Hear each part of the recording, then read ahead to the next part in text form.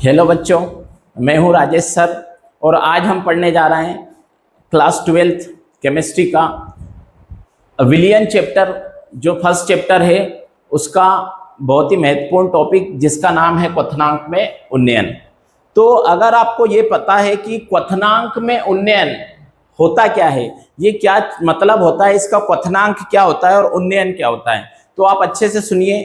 क्वथनांक का मतलब होता है किसी भी विलयन को, अगर हम द्रव के लिए ये शब्द यूज करते हैं, ये शब्द का उपयोग क्वथनांक का हम द्रव के लिए करते हैं, यानी जो लिक्विड होते हैं उनके लिए, कि जब किसी भी द्रव को हम गर्म करते हैं तो वो किस तापमान पर उबलना प्रारंभ करता है, तो उसको हम उसका बॉइलिंग पॉइंट बोलते हैं और उसको शुद्ध हिंदी में हम क्वथनांक कहते हैं।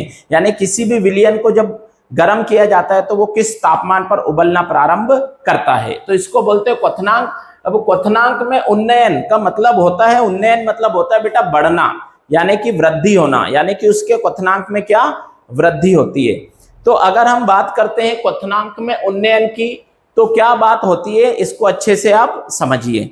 यानी कि जब किसी भी वाष्पशील, ठीक है, विलय को अवाष्पशील विलायक में मिलाया जाता है, क्या होता है बेटा, जब हम किसी भी वाष्पशील विलायक में अवाष्पशील विलय को मिलाते हैं तो क्या हो जाता है कि उसका वाष्प दाब जो होता है उसमें कमी आती है, पर उसका जो क्वथनांक होता है उसमें वृद्धि हो जाती है। ठीक है, तो मैं इसकी परिभाषा लिखता हूं। जब किसी अवाष्पशील विलय को वाष्पशील विलायक में मिलाया जाता है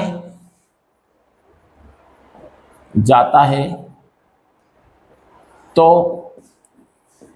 वाष्प दाब में कमी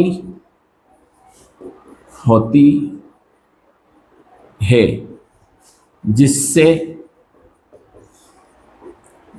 क्वथनांक में वृद्धि हो जाती है।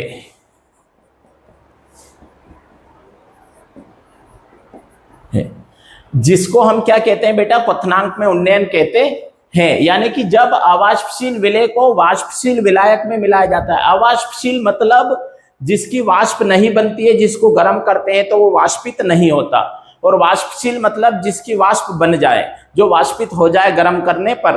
तो जब ऐसा प्रोसेस होता है जिसमें तो वाष्प दाब तो कम होता है, परंतु क्या हो जाता है बेटा, उसका क्वथनांक बढ़ जाता है, जिसको हम क्या कहते हैं, क्वथनांक में उन्नयन कहते हैं। अब हम देखते हैं कि प्रयोगों के आधार पर हमें क्या ज्ञात हुआ है बेटा। प्रयोगों के आधार पर हमें ज्ञात हुआ है कि डेल्टा टी बी यानी क्वथनांक में उन्नयन, यानी कि डेल्टा का मतलब होता है बेटा परिवर्तन, टी यहाँ पर तापमान है और बी क्वथनांक को इंग्लिश में बॉइलिंग पॉइंट बोलते हैं, इसलिए हमने डेल्टा टी बी लिखा है। ये समानुपाती होता है एम के, एम बोले तो मोललता के समानुपाती होता है। और आप जानते हैं कि अगर समानुपाती का निशान हटाते हैं तो हम कोई ना कोई नियतांक लेकर आते हैं। तो मैं यहाँ पर डेल्टा टी बी बराबर के बी एम लिख देता हूं। जहां मैं यहां लिख रहा हूं बेटा, जहां के बी मोलल हिमांक नियतांक है, जहां पर क्या है बेटा, के बी आपका मोलल हिमांक नियतांक है। तो अब बेटा ये तो इसका फॉर्मूला हो गया, पर इसका एक क्वेश्चन आता है आपके पेपर में, कि क्वेश्चन कैसा आता है वो मैं यहां पर लिख रहा हूं कि हिमांक बोल रहा हूं,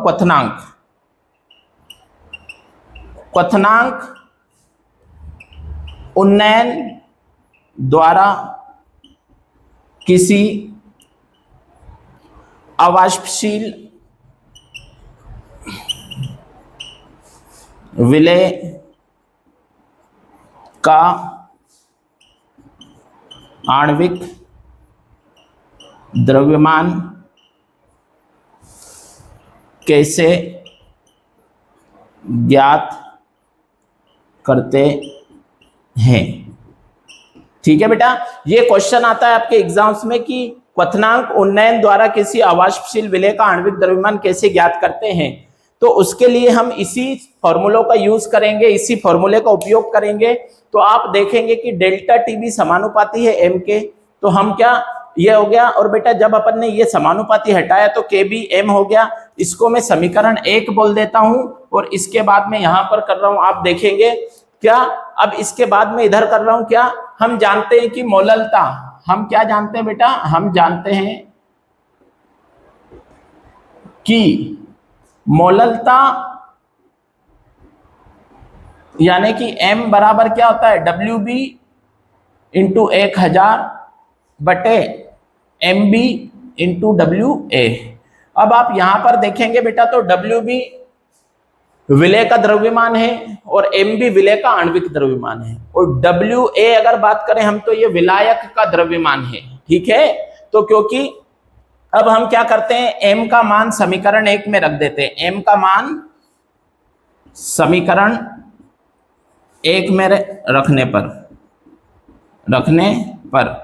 अब बेटा अगर आप m का मान समीकरण 1 में रखोगे तो ये रहा समीकरण 1, तो डेल्टा टीबी बराबर KB इंटू WB इंटू 1000 बटे MB इंटू WA।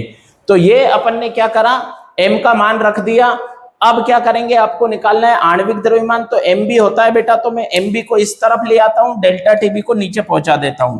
तो MB बराबर KB इंटू WB इंटू 1000 बटे में डेल्टा TB इंटू WA। तो ये फॉर्मूला हमारा निकल जाता है किसी भी अवाष्पशील विलेय का आणविक द्रव्यमान निकालने के लिए। तो क्वथनांक उन्नयन से हम इस तरह से किसी भी अवाष्पशील विलेय के आणविक द्रव्यमान की गणना कर सकते हैं। तो ये आप अच्छे से देख लो। इसके बाद में इसका ग्राफ बना दे रहा हूं। अगर हम इसके ग्राफ की बेटा बात करेंगे तो हम इसका ग्राफ जो होगा मैं यहां बनाकर आपको बता रहा हूं। देखिएगा, हम वाष्प दाब और तापमान, यानी ये T है मेरा और ये वाष्प दाब है, इसके बीच में ये क्या है मेरा, यहां पर मैं लिख दे रहा हूं वाष्प दाब। दोनों के बीच में अगर मैं ग्राफ बना रहा हूं तो यहां पर कैसा ग्राफ बनेगा वो आप अच्छे से देख लो। अगर मैं शुद्ध विलायक की बात करूं तो शुद्ध विलायक का इस तरह से ग्राफ बनता है, ठीक है। और अगर मैं एक वायुमंडलीय दाब पर, ये एक वायुमंडलीय दाब पर मैं इसका ग्राफ बनाता हूं तो ये कुछ इस तरह से बनता है।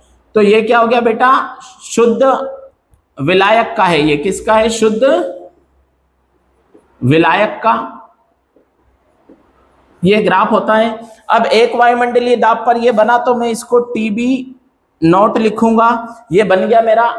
अब अगर मैं शुद्ध विलयन की बात करता हूं तो शुद्ध विलयन का ग्राफ मेरा ऐसा बनता है, ठीक है। तो इसको मैं ऐसे करके आगे अगर मैं बढ़ाऊंगा इसको तो ये यहां पर आएगा, और इसको मैं इधर भी अगर मैं इसको नीचे तक लेकर जाता हूं यहां पर तो ये ऐसे बढ़ेगा। तो अगर आप देख रहे हैं किसका, मैं यहां पर बना दे रहा हूं, ये विलयन का है। किसका है, ये विलयन का ग्राफ है और ये शुद्ध विलायक का था।